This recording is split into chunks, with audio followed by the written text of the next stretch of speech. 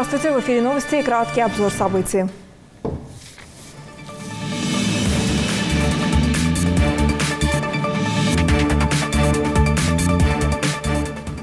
Угроза безопасности всего человечества, терроризм. Сегодня День солидарности в борьбе с этим всеобщим злом.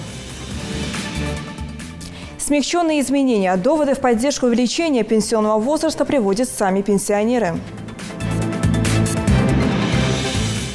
Поедем с ветерком. Расскажем о реконструкции дорожного полотна на участке дороги в Малгобекском районе.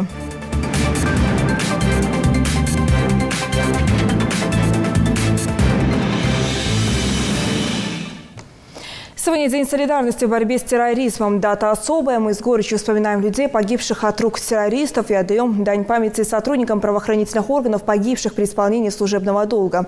В неспокойные годы много терактов и нападений пережили жители Ингушетии. Самые громкие преступления и что постигло тех, кто проливал кровь наших земляков. Смотрите в репортаже Мадины Пугоевой.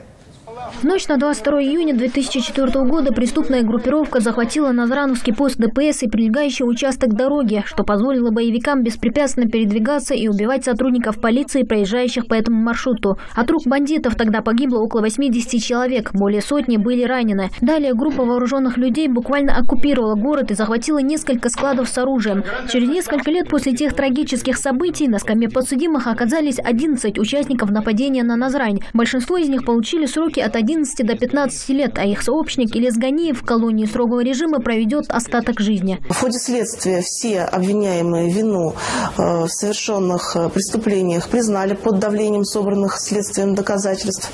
Однако в суде они изменили свою позицию защиты и отказались от данных им ранее показаний, в том числе от признания своей вины.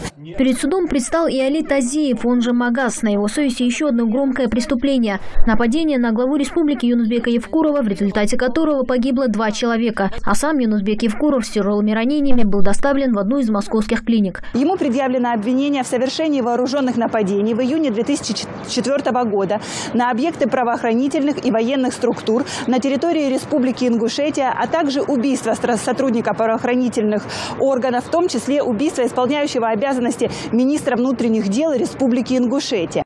За совершенные диверсии Али Тазиев получил пожизненный срок. Та же судьба постигла и организаторов взрыва у здания Назрановского РОВД. 2 марта 2010 года в ходе спецоперации Выкажева сотрудниками ФСБ были уничтожены 6 членов незаконных вооруженных формирований, в том числе и Саид Бурятский, организатор того теракта, когда террорист-смертник протаранил ворота РОВД на «Газели» груженной взрывчаткой, 400 килограмм в тротиловом эквиваленте. Взрыв прогремел в момент построения личного состава. В этом взрывном устройстве стояло 2 детонатора. Одно механическое, которое террорист сам должен привести в действие. А если его ликвидирует, то ему помогает его же подельники, которые находятся на определенном расстоянии и все это наблюдают. Пострадали не только полицейские, находившиеся в эпицентре взрыва, но и жители города, чьи дома были расположены в радиусе 200 метров от него. Десятки человек погибли, сотни были ранены. В их числе и брат Али Гадиева, чье тело опознали одним из первых. Где вот спуск, подвальное помещение, там подвал был под зданием РОВД. Вот такой вот там был бордюрчик такой небольшой. Вот за ним телефон завалился, и там лежал, они его там нашли. Ну и потом впоследствии там выяснилось, что вот где он сам, фрагменты тела его, именно вот в этом месте тоже, вот они его первым вытащили. Цифру 1 присвоили, номер 1. Но на этом череда терактов на территории Ингушетии не закончилась. Спустя 3 года в Сагапшах произошел взрыв во время похоронной процессии, на которую собрались родные, близкие и коллеги погибшего накануне от рук боевиков сотрудника полиции. В результате этого теракта погибло 7 человек, еще 15 получили ранения. В момент взрыва двор Кориглах был полон соболезнующих, а отец погибшего полицейского готовился к чтению заупокойной молитвы. Я вообще представления не имел, что это такое. Потом, когда уже более-менее пришел в себя, понял, что это там очень мощный взрыв был. Люди стояли на намазе, на них мясо живое падало, люди падали в обморок. совершенно здоровые люди. Первоначально в совершении теракта подозревали Хамзата Альдиева, жителя Сунжинского района Ингушетии. Но результаты экспертизы ДНК показали 95% совпадение с ДНК родственников 29-летнего Хусейна Идилова, уроженца Чеченской Республики, сына бывшего начальника Аргунского РОВД Хамзата Идилова. На популярном видеохостинге следователи обнаружили запись, на которой видно, как участники незаконного вооруженного формирования, и среди них Хусейн Идилов, занимаются подготовкой взрывного устройства, возможно, того самого, которое было использовано при совершении теракта в августе 2012-го. Этих людей очень прошу, чтобы они остановились, чтобы они безвинных людей не губили, не расстреливали, не сжигали. Это же вообще, там, если этот день посмотрели бы вы, это ужас бы, ужас. Я не желаю это, никому не желаю такой день. Организатор этого теракта Доку Умаров в итоге тоже получил возмездие за содеянное. Доказательства его смерти позже разместили в сети интернет как убедительное свидетельство того, что ни одно совершенное членами НВФ преступление не останется безнаказанным, сколько бы времени ни прошло и где бы они ни прятались. Мазина Пугоева, Новости 24. Президентские поправки в пенсионное законодательство будут оформлены в кратчайшие сроки и внесены на рассмотрение в Госдуму. Речь идет о повышении возраста выхода на пенсию для женщин только до 60 лет, о сохранении льгот и об уголовной ответственности для работодателей за увольнение людей предпенсионного возраста. А вот что думают о корректировках сами пожилые люди, Зелимхан Калоев расскажет.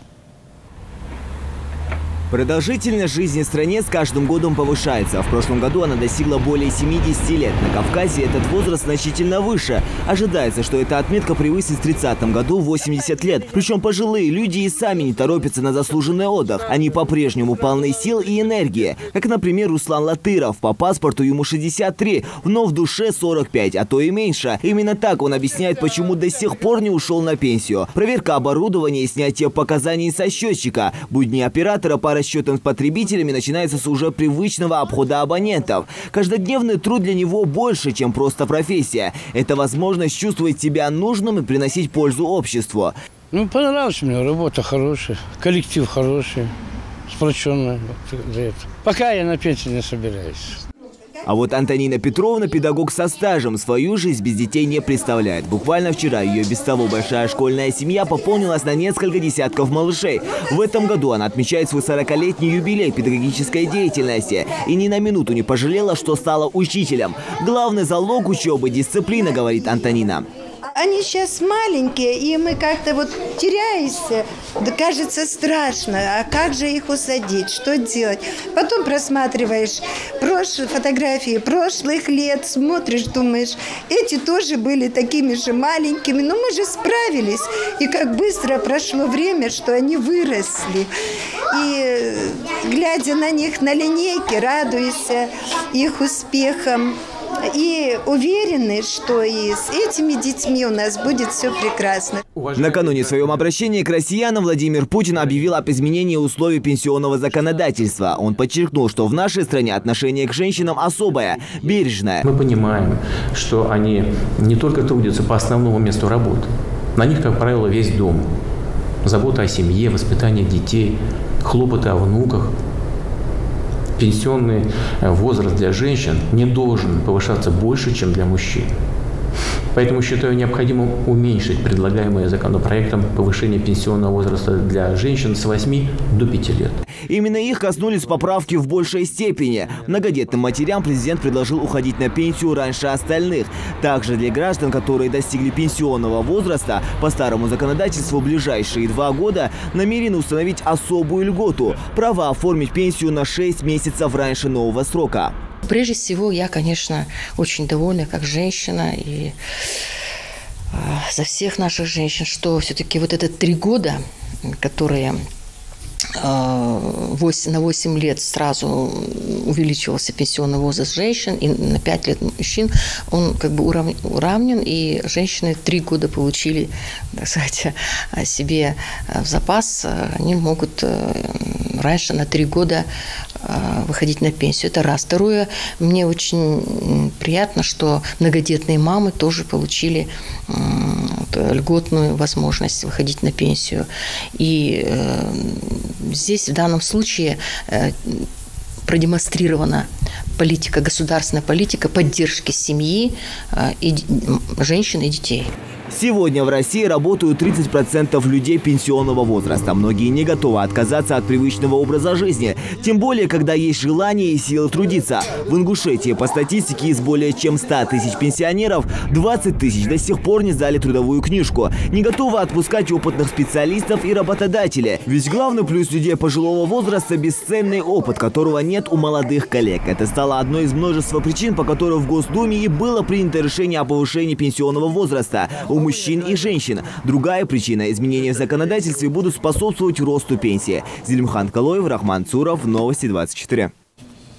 С 1 сентября каждый гражданин сможет оставить наследство через специальный наследственный фонд. Он будет сформирован сразу же после смерти человека. При этом наследственный фонд позволяет передавать оставшееся имущество покойного по частям. Можно даже передавать наследство по воле усопшего после выполнения определенных условий. Соответствующие поправки внесены в Гражданский кодекс. По мнению законодателей, внесение этих поправок стало необходимостью. Фонд позволит обезопасить бизнес, который передается по наследству, от ненадежных партнеров, а главное, поможет подстраховать неопытных наследников. Но главное, уберет все споры среди наследников. Новые дороги, качественное покрытие, комфорт для автомобилистов. Приведение в порядок дорожной инфраструктуры – одно из 12 направлений национального проекта России. В Ингушетии за это взялись давно и основательно. Уже завершилась реконструкция трассы Кавказ-Нестеровская, Алкун-Таргим-Чмей. И это несмотря на то, что лето выдалось очень жарким. Погодные условия не помешали дорожникам уложиться в сроки. Сейчас строительные работы идут на участке дороги Назрань-Малгобек, Нижний Курб-Терек. На какой они стадии, знает Микаил Тангиев. В республике активно продолжается работа по реконструкции автодороги Назрань-Малгобек, Нижний Курб-Терек. К примеру, с 52 по 56 километра участка автодороги вовсю ведутся работы по укладке асфальтобетонного покрытия с предварительной подготовкой дорожного полотна. Всего же здесь задействовано свыше 30 единиц техники и более 40 рабочих. За рулем катка сидит Магомед Хаматханов. Дорожными работами он занимается более 2 лет. Своей профессией парень гордится.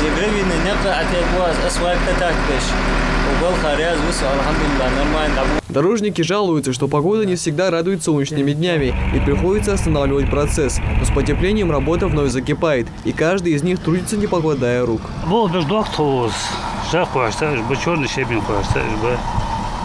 Нормально работа был. Техники уже. Протяженность этого участка составляет почти 4 километра. Реконструкцией участка автодороги в Малгобеке занимается Государственное управление «Ингушавтодор». Рабочий процесс запущен почти месяц назад, и причиной тому были серьезный износ данного участка. В связи с этим проводятся масштабные работы, учитывая множество аспектов строительства автодорог. К слову, часть дорожного покрытия длиной в 2,5 километра уже заасфальтировали. Первоначально кирковка существующего асфальтобетонного покрытия, то есть старый асфальт был снят, потом укладывалась послойно около 60 сантиметров дорожная одежда из песчано-гравийной смеси и 3 слоя асфальтобетонного покрытия около 20 сантиметров. Если ранее ширина дороги составляла 7 метров, то теперь ее переводят в 3-ю техническую категорию, и по окончанию реконструкции она составит 9 метров. На оставшемся участке длиной в 1 километр 200 метров также не прекращаются работы по предварительной подготовке дорожного основания. Доводим продольные и поперечные уклоны до норматива, и в последующем будем тоже укладывать асфальтобетонное покрытие.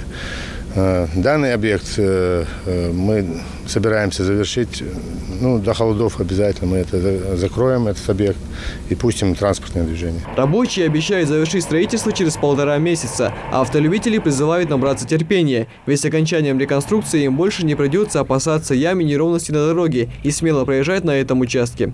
Микаил Тангиев, Рахман Цуров, Новости 24. Все информационные выпуски и анонсы наших программ смотрите на официальных страницах в соцсетях Facebook, Instagram, YouTube, Twitter и ВКонтакте. Это была вся информация к этому часу. Увидимся в 16:00.